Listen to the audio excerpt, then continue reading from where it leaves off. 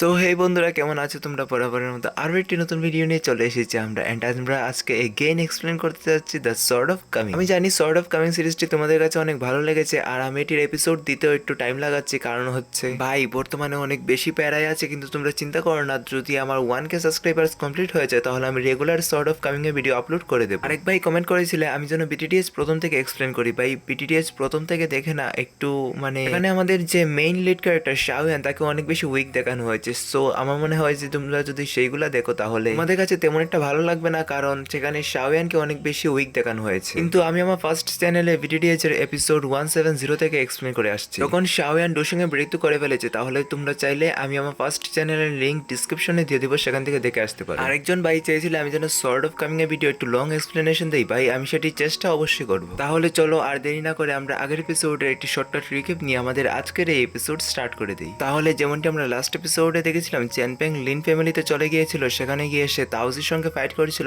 And মুহূর্তে আমরা দেখতে পেয়েছিলাম যে লিন ফ্যামিলির অনেকগুলো ফিমেল এল্ডার্স চ্যানপ্যাং এর সামনে, এন্ড চ্যানপ্যাং তাদের সামনে দাঁড়িয়েছিল। আমাদের এই এপিসোডে স্টার্টিং এ আমরা ওই গ্র্যান্ডপার নাতনিটিকে দেখতে পারি। সে চ্যানপ্যাংকে বলছিল তোর কি ভয় করে না? আমার গ্র্যান্ডপা শুনলে আমার গ্র্যান্ডপা তোকে মেরেই ফেলবে। তখন চ্যানপ্যাংও আর তাদেরকে কিছু বলে না, এন্ড সে সেখান থেকে চলে যায়, কারণ সে তো অন্য কিছুই প্ল্যান করে রেখেছে। এরপর আমরা সেখানে ওই গ্র্যান্ডপার নাতনিটিকে দেখতে পারি। সে সেখানে চেঁচিয়ে চেঁচিয়ে বলছিল তোরা তাড়াতাড়ি গিয়ে আমার গ্র্যান্ডপাকে ডেকে আন, আমি আমার গ্র্যান্ডপার কাছে তোদের নামে বিচার দিব, কারণ আমার গ্র্যান্ডপা আমাকে তোদের কাছে রেখে গেছে, কিন্তু তোরা তো আমাকে প্রোটেক্ট করতে পারলিই না। সেই ছেলেটি যদি আজ আমাকে মেরে ফেলতো তাহলে কি হতো? আমার গ্র্যান্ডপা যদি এটি শুনতে পারে তাহলে আমার গ্র্যান্ডপা তোদেরকে কাঁচা চাপিয়ে খেয়ে ফেলবে। অন্যদিকে আমরা সেই গ্র্যান্ডপাকে দেখতে পারি, সেও এখানে চলে এসেছে। আর গ্র্যান্ডপা এখানে কিন্তু আমাদের সিআইডির দয়ার থেকে অনেক বেশি অ্যাগ্রেসিভ হয়েছিল, কারণ গ্র্যান্ডপা সেখানে দরজা একদম তছনছ করে ফেলে। তারপর গ্র্যান্ডপা সেখানে চেঁচিয়ে চেঁচিয়ে বলে এগোচ্ছিল যে লিন ফ্যামিলির এল্ডার, তুই কোথায় চলে গেছিস? তুই কোথায় গিয়ে মরে গেছিস? তাড়াতাড়ি আমার সামনে আয়, আমি তোকে মেরে ফেলবো। আমি তোর কাছে আমার নাতনিকে দিয়ে গিয়েছিলাম যাতে তুই আমার নাতনিকে প্রোটেক্ট করতে পারিস, কিন্তু তুই কি করলি?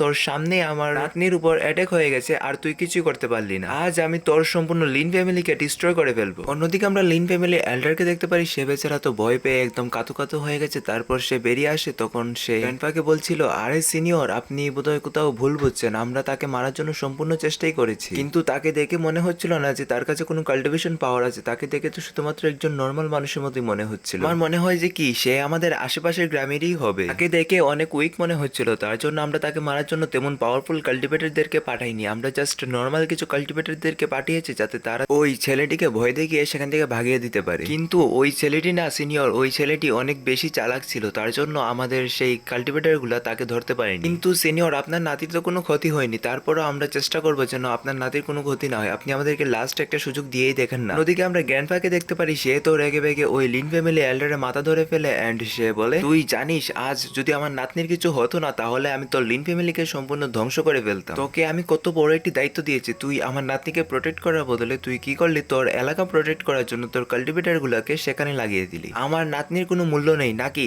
আমি আজ তোকে মেরেই ফেলবো। তখন লিন ফ্যামিলি এল্ডার যে কোনো ভাবে ক্ষমা টমা চেয়ে সেই গ্র্যান্ডপার কাছ থেকে আরেকটি সুযোগ নেয় যে সে এখন তার নাতনিকে প্রোটেক্ট করবে। গ্র্যান্ডপা যেন তাকে একটা লাস্ট সুযোগ দেয়, তার জন্য সে গ্র্যান্ডপার কাছে অনেক বিনতি করছিল। এরপর আমরা গ্র্যান্ডপাকে দেখতে পারি সে ওই লিন ফ্যামিলির লিডারকে জিজ্ঞাসা করছিল আচ্ছা তাহলে তুই আমাকে বল সেই ছেলেটি দেখতে কিরকম বা সে কোথাকার হতে পারে। তখন সেই লিন ফ্যামিলি এল্ডার বলতে শুরু করে যে সেই ছেলেটিকে দেখে অনেক গরিব মনে হচ্ছিল, আর তার কাছে কোনো কাল্টিভেশন পাওয়ারও ছিল না, কিন্তু সে অনেক বেশি চালাক ছিল। সে চালাকির সঙ্গে এসে আমাদের সবগুলা মেয়ে কাল্টিভেটরদেরকে হারিয়ে চলে গেছে। তখন এইসব বিবরণ শোনার পর সেই গ্র্যান্ডপাটিও বুঝে যায় যে সেই ছেলেটি আর কেউ নয়, সেটি লিনের ফ্রেন্ড। সেই গ্র্যান্ডপা তো চ্যাংপ্যাং এর নাম জানে না, তাই সে সেখানে চ্যাংপ্যাংকে লিনের ফ্রেন্ড বলে সম্বোধন করে। এরপর সেই গ্র্যান্ডপাটি লিন ফ্যামিলি এল্ডারকে বলে আমি বুঝতে পেরেছি তোদেরকে দিয়ে কাজ হবে না, তাই যা করার আমারই করতে হবে। তাই এখন আমি তোকে শেষবারের মতো সুযোগ দিচ্ছি, যদি আমার নাতনির কিছু হয় তাহলে আমি কিন্তু তোকে একদম মেরেই ফেলবো। এরপর গ্র্যান্ডপা তার নাতনিকে কিছুক্ষণ বুঝায় এই যে তুমি চিন্তা করো না লিটল ফেলো, আমি তোমাকে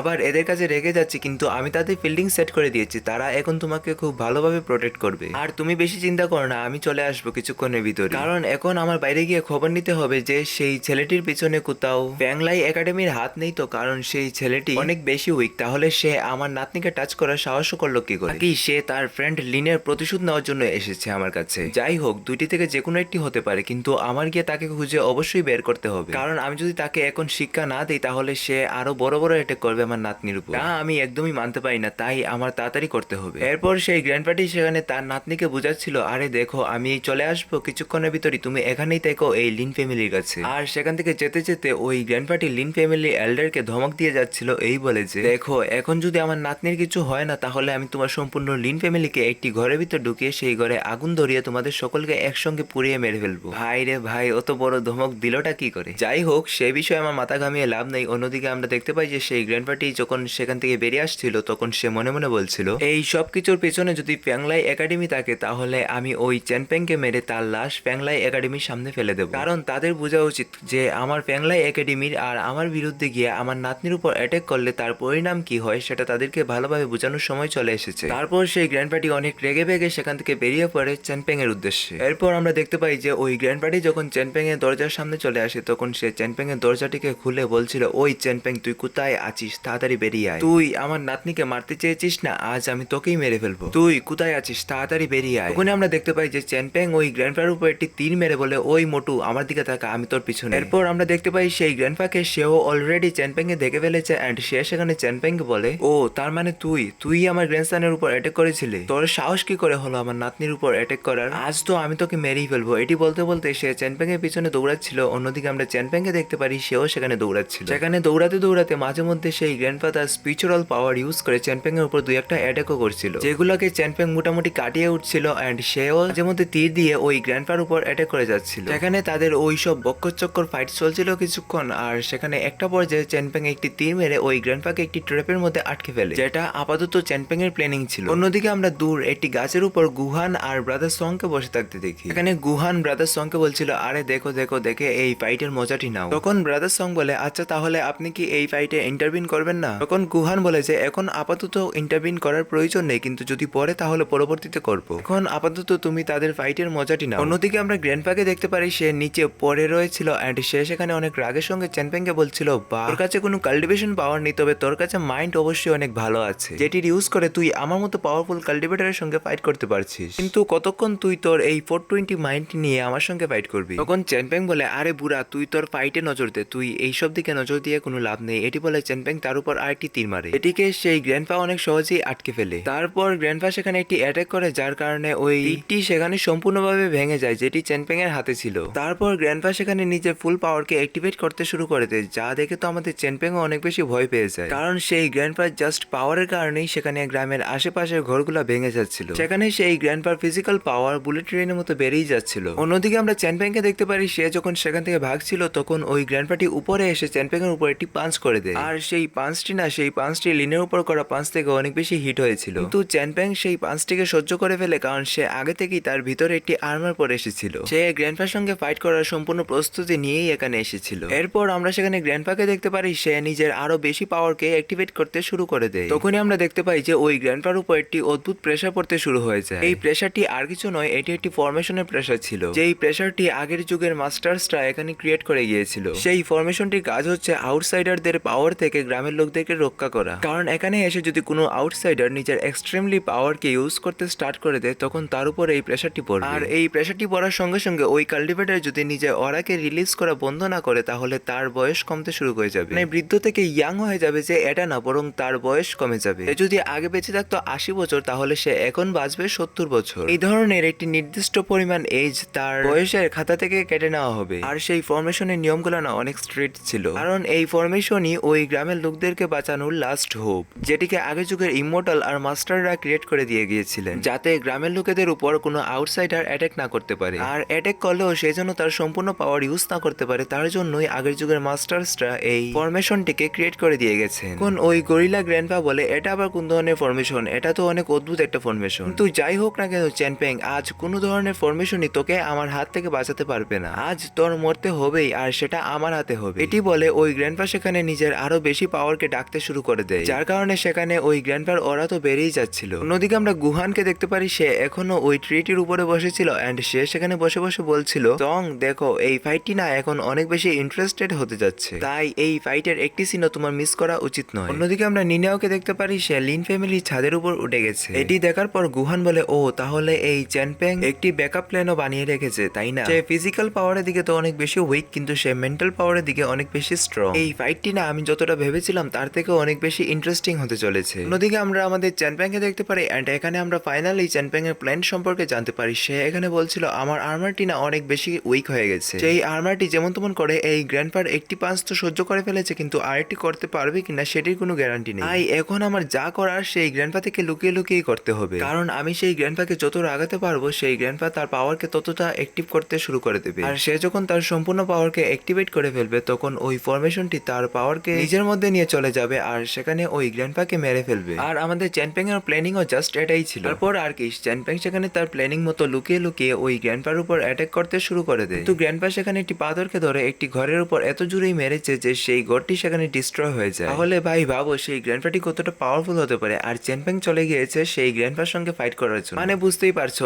আজ চ্যানপ্যাং এর ভালোভাবে মারা খাওয়ার শখ উঠেছে। তখন একটা পর্যায়ে আমরা দেখতে পাই যে সেই গ্র্যান্ডপাটি অনেক বেশি রেগে যায়। এরপর সেই গ্র্যান্ডপাটি চ্যানপ্যাংকে বলে, ও তাহলে তুই আমার সামনে এভাবে আসবি না তাই না, তাহলে আমি তোকে তোর এই সম্পূর্ণ গ্রামের সঙ্গে ডিস্ট্রয় করে ফেলবো, আমি তোর সঙ্গে সঙ্গে তোর এই সম্পূর্ণ গ্রামকেও নষ্ট করে ফেলবো। এটি বলে গ্র্যান্ডপা সেখানে নিজের ফুল পাওয়ারকে অ্যাক্টিভ করতে স্টার্ট করে দেয়, যার কারণে সেখানে ফরমেশন থেকে অনেক বেশি প্রেসার সেই গ্র্যান্ডপার উপর পড়ছিল। আর সেখানে ওই প্রেসারটি সেই গ্র্যান্ডপাকে বারে বারে ওয়ার্ন করেছিল, যদি তুমি নিজের সম্পূর্ণ পাওয়ারকে অ্যাক্টিভ করো তাহলে তুমি এখনই মারা যাবে। কিন্তু সেই গ্র্যান্ডপা সেখানে কোনো ওয়ার্নিং মানে না, আর সে সেখানে নিজের সম্পূর্ণ পাওয়ারকে অ্যাক্টিভ করে। আর সে বলছিল, আজ আমি মরলে মরে যাবো, এতে সমস্যা নেই, কিন্তু আমি আজ চ্যানপ্যাংকে নিয়েই মরবো, কারণ আমি আজ নিয়ত করেই এসেছি যে আমি আজ চ্যানপ্যাংকে মেরে ফেলবো। তারপর আর কি সেখানে গ্র্যান্ডপা নিজের ফুল পাওয়ারকে অ্যাক্টিভ করেছিল, আর তখন আমরা দেখতে পাই যে সেই শিল্ডের পাওয়ার গুলো সেই গ্র্যান্ডপার ভিতর চলে যাচ্ছিল। সেখানে ওই গ্র্যান্ডপার অরাটি ছিল পার্পল কালারের, কিন্তু আমরা দেখতে পাই যে সেখানে পার্পলের সঙ্গে অনেকগুলো গোল্ড পাওয়ারও সেই গ্র্যান্ডপার ভিতর চলে যাচ্ছিল। এর মানে সেখানে গ্র্যান্ডপা ওই শিল্ডের পাওয়ারটিকে অ্যাবজর্ব করেছিল। অন্যদিকে আমরা চ্যানপ্যাংকে দেখতে পারি সে বলে, এটাই সময়, এখন আমার ওই গ্র্যান্ডপার উপর অ্যাটাক করতে হবে, কারণ এখন হয়তোবা সেই গ্র্যান্ডপা একটু উইক, কারণ সে তার পাওয়ারকে অ্যাক্টিভেট করছে। তারপর সেখানে চ্যানপ্যাং ওই গ্র্যান্ডপার উপর অ্যাটাক করতে যায়, কিন্তু সেখানে ওই গ্র্যান্ডপার ওরাই এত পাওয়ারফুল ছিল যে সে চ্যানপ্যাংকে অনেক দূর ছিটকে ছিটকে মারছিল। এরপর চ্যানপ্যাং যখন সেখান থেকে ছিটকে একটু দূর গিয়ে পড়ে তখন আমরা দেখতে পাই যে গ্র্যান্ডপাও তার সম্পূর্ণ পাওয়ারকে অ্যাক্টিভ করে চ্যানপ্যাং এর কাছে চলে আসে। তারপর আমরা দেখতে পাই যে সেখানে ওই গ্র্যান্ডপার ওরা তো ছিলই পার্পল, সঙ্গে ওই শিল্ডের ইয়েলো কালারের এনার্জি সেই গ্র্যান্ডপার শরীরকে জ্বালাচ্ছিল। তো সেখানে গ্র্যান্ডপা ওই জ্বলার অনুভূতিটিকে ফিল করতে পারে না, কারণ সে তো আজ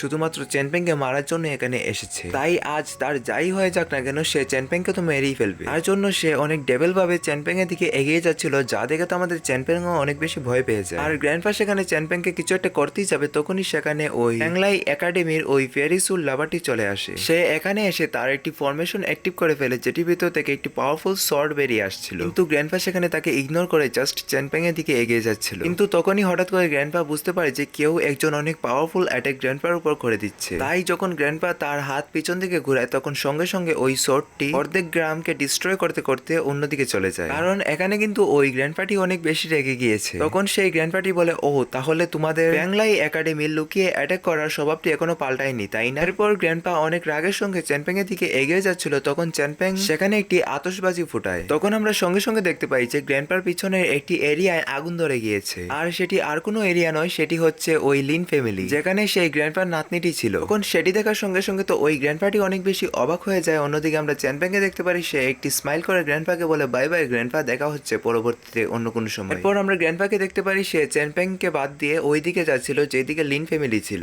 অন্যদিকে আমাদেরকে লিন ফ্যামিলির ঘরের সিন দেখানো হয়, যেখানে আমরা দেখতে পাই যে নিনিয়াও দাঁড়িয়ে ছিল, আর নিনিয়াও তখন দেখতে পাই যে গুহান ঠিক তার সামনে ওই গাছটির উপর বসে রয়েছে। তারপর আমাদেরকে সেখানে একটি ফ্ল্যাশব্যাকের সিন দেখানো হয়, যেখানে আমরা দেখতে পাই যে নিনিয়াও বলছিল, চ্যানপ্যাং তুমি শিওর তো আমরা দুইজন এটি করতে পারবো? তখন চ্যানপ্যাং বলে যে হ্যাঁ, তুমি চিন্তা করো না, আমি জানি গুহান আমাকে যেই দুইটি সিচুয়েশন দিয়েছিল আমি সেই দুইটি সিচুয়েশনের মধ্যে একটি সিচুয়েশন কমপ্লিট করতে যাচ্ছি, যেটি ছিল গ্র্যান্ডপার নাতনিকে কিডন্যাপ করা অথবা তার কোনো ক্ষতি করা। আর আমি জানি গুহান আমাদের ফাইট দেখার জন্য অবশ্যই আসবে, আর সে তখন আমাদেরকে সাহায্য অবশ্যই করবে, কারণ আমি তার দুইটি কন্ডিশনের ভিতর একটি কন্ডিশন কমপ্লিট করেছি। তখন নিনিয়াও গুহানের দিকে তাকিয়ে বলছিল, কি হলো গুহান, তোর ভিতর সাহস আছে যে তুই সেই গ্র্যান্ডপার সঙ্গে ফাইট করবি? এটি বলার পর নিনিয়াও সেখান থেকে চলে যায়। অন্যদিকে আমরা গুহানকে দেখতে পারি সে বলছিল, এখন এই জুনিয়রদের সাহস কি করে হলো যে তারা আমাকে চ্যালেঞ্জ করছে? তখন ব্রাদার সং বলে যে তাহলে আপনি কি এই ফাইটে ইন্টারভিন করবেন? তখন গুহান বলে যে হ্যাঁ, আমার তো করতেই হবে, কারণ চ্যানপ্যাং আমার দেওয়া দুইটি কন্ডিশনের ভিতর একটি কন্ডিশন কমপ্লিট করেছে, আর এখন আমি যদি তার হেল্প না করি তাহলে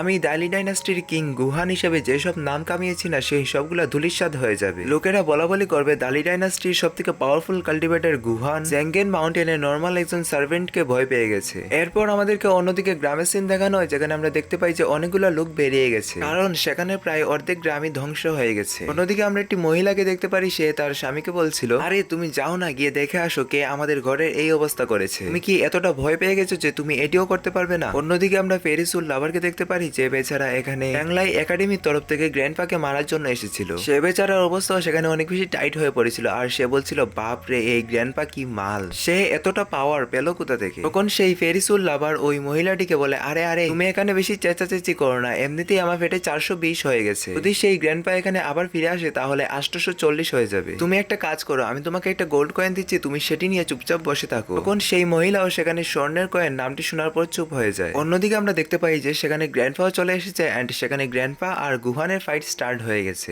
আর গুহান কতটা পাওয়ারফুল সেটা তোমরা এই এপিসোডে দেখতে না পেলেও নেক্সট এপিসোডে অবশ্যই দেখতে পাবে। এখানে ওই গ্র্যান্ডপা বলছিল আরে আরে এই দালি ডাইনাস্টি এখন মধ্যে কেন পড়ছে। আচ্ছা ঠিক আছে বুঝতে পেরেছি, আগে আমার তোকে মারতে হবে তারপর গিয়ে চ্যানপেংকে মারতে হবে। তাহলে ঠিক আছে, এটি বলে সেখানে গ্র্যান্ডপা নিজের ইভিল স্পিরিটকে বের করে ফেলে, যেটি দিয়ে সে ওই গুহানের সঙ্গে ফাইট করবে। অন্যদিকে আমরা গুহানকে দেখতে পারি, সে বলে ও তাহলে তোমার কাছে জাস্ট একটি মাত্র ইভিল স্পিরিট আছে, আমার কাছে কি আছে জানো। এটি বলে সে সেখানে তার আইস ড্রাগনকে বের করে ফেলে। আর গুহানের আইস ড্রাগন তো এখানে ওই গ্র্যান্ডপার ইভিল স্পিরিট থেকে অনেক বেশি পাওয়ারফুল মনে হচ্ছিল, কিন্তু এখানে আমাদেরকে তাদের ফাইটের বিষয়ে কিছুই দেখানো হয় না, হয়তো বা নেক্সট এপিসোডে দেখানো হবে। তাই তাড়াতাড়ি ভিডিওতে লাইক করে চ্যানেলটি সাবস্ক্রাইব করে বেল বাটনটি অন করে রেখে দাও, কারণ মনে আছে তো 1K সাবস্ক্রাইবার্স কমপ্লিট হয়ে গেলে আমি sort of coming a video regular upload করব। আর দ্য কাপল অফ কুকুসটি তোমাদের কাছে কেমন লেগেছে তোমরা সেটি আমাকে অবশ্যই বলে যাও। আর তোমরা যদি নতুন কোনো এনিমি সিরিজের এক্সপ্লেনেশন চাও তাহলে সেটি আমাকে কমেন্ট বক্সে অবশ্যই বলে যাও, আমি সেটি তোমাদের জন্য অবশ্যই নিয়ে আসবো। তাহলে দেখা হচ্ছে নেক্সট অন্য কোনো ভিডিওতে, ততক্ষণের জন্য গুড বাই। আর এফজে গেমিং ভাই